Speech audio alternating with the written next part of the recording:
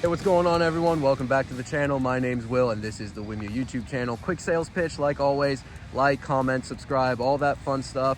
It really helps me out by pleasing the whole YouTube algorithm. It's totally free for you guys to subscribe. You just got to hit that subscribe button, and all it does is it just sends you a quick little push notification whenever I'm posting some new content out there. So if you like the S650 Mustang, the TRX, the C8 Corvette, the Maserati, modifying cars, anything cool like that, go ahead, hit that subscribe button. So in today's video, in this lovely weather, we're gonna be talking about my 2024 S650 Mustang once again. I've had this thing for about 3 months now at this point. I've put about 1,500 miles on it.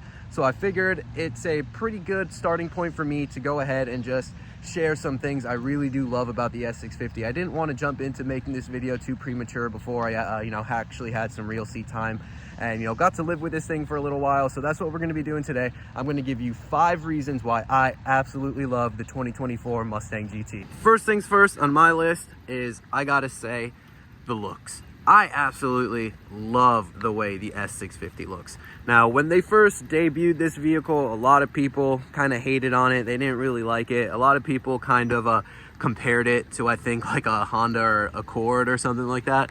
But I truthfully think the S650 looks great. A lot of people didn't like the rear end of the S650.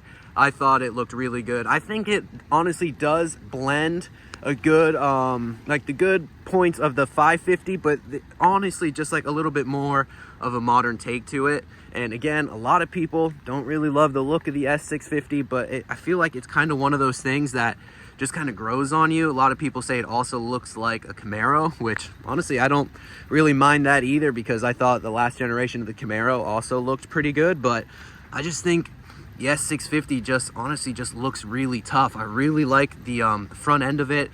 Really almost like kind of stubby and like stout, just like really straight. I think it just looks really good. It's like angular, but at the same time still has like a good flow to it.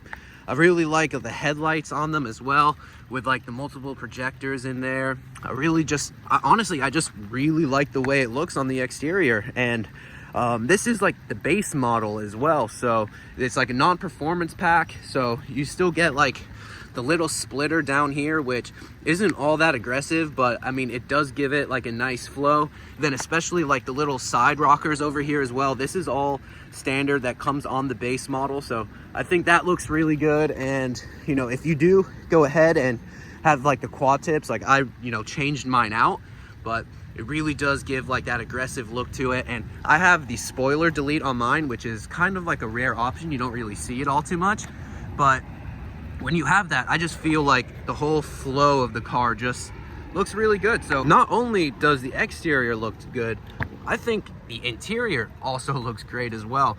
Again, this is like a base model, so this is like a 301A base model GT, so you don't get like the full leather, but I really think like these seats, even like you get like the kind of like fake leather and like the cloth insert on the interior. I think all of this looks really good. And then the interior, I have gone ahead and done like a lot of the carbon fiber trim.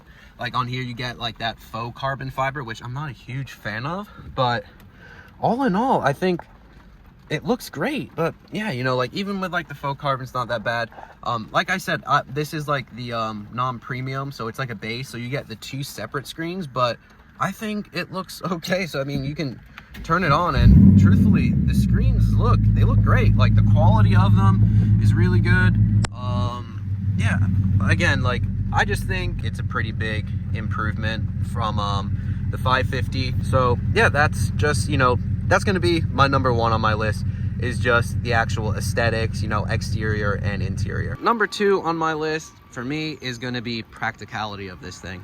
Now, sports cars, and specifically like coupe sports cars, they're not always like the most practical like family car.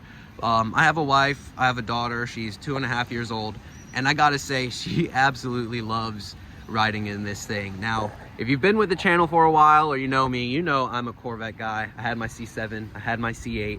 I got rid of my C8 relatively quick because my daughter at the time was 6 months old, and the whole ordering process with how long it took me to get my C8, I'm not going to go into it, but yeah, I didn't keep it for all too long. I enjoyed it for a little bit, got rid of it. But the Mustang, I think, is a super practical car, especially considering it has a back seat. That was the ultimate like selling point for me. And I'm just gonna go ahead and show you, you can totally fit a car seat back here. And again, this isn't like my daily driver or my wife's daily driver. This is kind of just like a weekend car. But you know, I wouldn't say you want to fit like, you know, full grown people back here. There's not a lot of room, but a little child, like a baby that's in a car seat, plenty of room. And like I said, my daughter absolutely loves riding in the Mustang. She calls it the unicorn car. And this is a pretty big car seat. It's a Nuna, so there's plenty of room back here, and even more than enough room to put another one back there. And just keeping going on, like, you know, the practicality of this, the seats fold down, so if you need to fit anything, you know, oversized in the trunk, you can totally do that. Even on the base model, you get like all like the features that you would want like in a, you know, reliable daily car that's, you know, practical. And then the trunk room or trunk space, more than enough back here as well. You can fit, you know, a ton of stuff back here. I've had strollers back here, or car, pack and play, all of that stuff. Now, obviously I'm like harping on like, you know, usability, practicality, because, you know, I'm a family man, I have a daughter, so there might be a few of you guys out there that, you know, in that same position as me, like you have a toddler, but you still want a sports car. So I think, you know, the Mustang, honestly, it kind of checks all those boxes. And even my wife, who isn't, you know, the biggest fan of driving cars, she's an SUV person, she doesn't mind driving this because really it is super simple to fold the seat down, get the baby in, get the baby out. You can put the stroller back there, plenty of room for groceries. So number 2 on my list, and it's a big one, practicality. Now for number 3 on my list, this is a little bit more tailored to the car guys out there like me, and probably you guys that are watching this video as well, and that is modifications. Now, a lot of people are gonna disagree with me here, but just hear me out. Because again, I'm a guy coming from the C8 world, as well as coming from the Mopar world. A lot of S650 owners are complaining that these things aren't tunable yet. Now, I agree with you, it does suck that you can't tune them yet, but take it from someone that had a C8, you're gonna be waiting a while potentially. The C8 just became tunable like last year after like 3.5 years of the cars being readily available, and the Z06 still isn't tunable. So the fact that we've only had to wait like a few months so far for this thing not to be tunable, it's not the end of the world, because there is still so much mods that you can do to these things that, you know, you couldn't do on like the C8 platform or on the TRX platform. You know, for my TRX, it took probably like 1.5 years before aftermarket companies really got their parts out there. Now again, I know a lot of Mustang people are going to disagree with me, but I just don't think a lot of you all realize how good you had it. A lot of parts carry over from the 550 platform. So basically like all the suspension stuff like coilovers, lowering springs, front and rear sway bars, IRC or IRS, like braces for the rear, like stop the hop kit from Steeda, like all that good stuff, all the bushings, all of that transfers over. A lot of the cat backs and axle backs, all of that transfer over as well. Honestly, like you can more or less pick up one of these things right away. You can do all the suspension modifications you want to do for it. You could throw like a cat back or an axle back on there, and all of those things are from the 550 platform. And there's already a lot of stuff tailor-made for the 650 already, like intakes. I know you can get intakes for it as well. I know there's headers available already from a few different companies. They are really taking their time with a lot of like cosmetic aesthetic stuff on the exterior. There's not a lot of options for like front lips or splitters or side skirts or rear wings yet, but I'm sure all of that is going to be coming pretty soon. But big thing is there's already superchargers available for this thing. You can literally get the Ford Performance Whipple, the Gen 6 3.0 Whipple, and you can get the tune and everything from Ford Performance, keep your warranty, and make 700 horsepower to the wheels. Or you can get the Stage 2 kit and make 800 plus to the wheels. Roush just debuted their supercharger for it as well, which is going to be getting factory tuning support as well, and that's going to retain the dual throttle bodies. VMP has their version of the Whipple out. Lethal has their version of the Whipple out. A bunch of ProCharger as well has teased that they're going to be getting Ford tuning support as well. So really, like, I get it, guys. There's not a ton of stuff available, but there's more than enough stuff to hold you guys over until like a lot of these other companies start getting, you know, like more modifications out there. But for what it's worth and for a new platform, I think the tuning, or not the tuning, but the modification support and aftermarket support is pretty good so far for the S650. So to piggyback off of that, number 4 on my list has got to be the performance. So obviously in 2024, we still got a V8 in a sports car. There's not many other companies that are still doing this. Ford has stayed true to the V8, which honestly made me a customer. I'm a V8 fanboy. I really wanted to get into another V8 sports car. Thank goodness Ford stuck to their guns, you know, actually developed a new version of the Coyote, stuck this in here.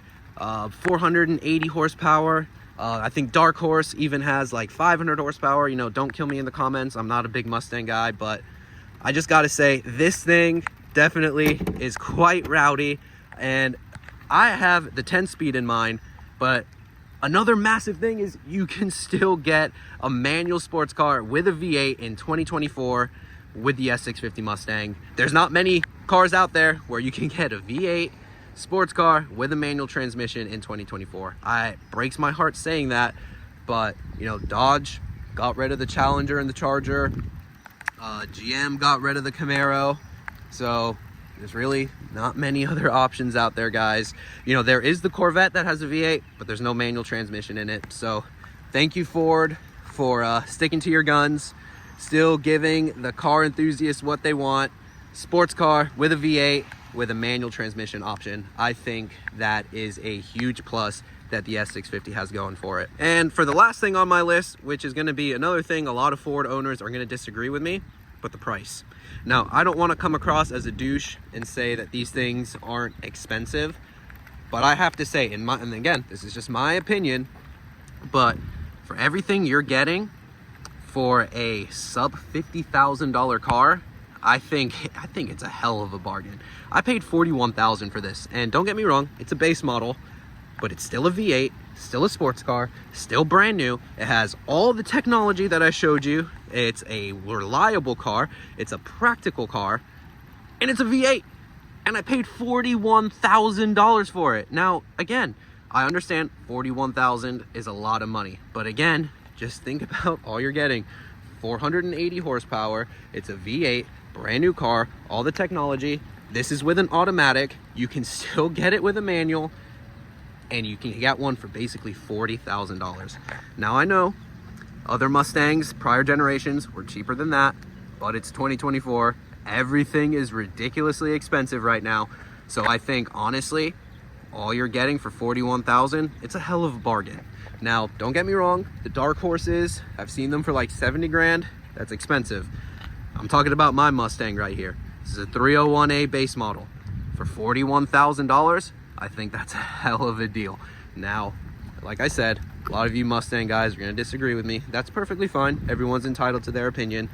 But name another V8 sports car that you can get with a manual transmission with almost 500 horsepower that you can get in the 40s. Comment down below, because I can't think of any. So for what it is, my opinion, great reliable car, practical car, really fun car to drive. It's got balls, it's got plenty of power, and it has, you know, pretty good aftermarket support so far, especially considering you can throw a supercharger on this thing for $10,000 from Ford, keep the warranty, make 800 horsepower. It's in 2024, it's kind of like a muscle car guy's dream. So yeah, guys, the price point, I think this is by far the best bang for bang sports car you can get right now. All right, guys, so that's gonna do it for this one. Like I mentioned earlier, this is just my opinion, totally subjective. I'd like to hear what you guys have to think as well. If you guys are Mustang owners or just, you know, are automotive enthusiasts, comment down below. Let me know what you guys think of the S650 Mustang. And if there is something on the list that I didn't name, comment down below and let me know something that you like about the S650 or something that you hate about the S650.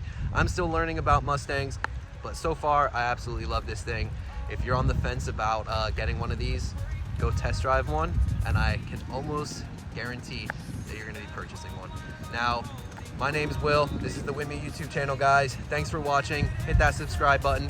I'm in the rain. I'm gonna go home, edit this video, get it up for you guys ASAP. But I'll see you all in the next one. Later, everybody.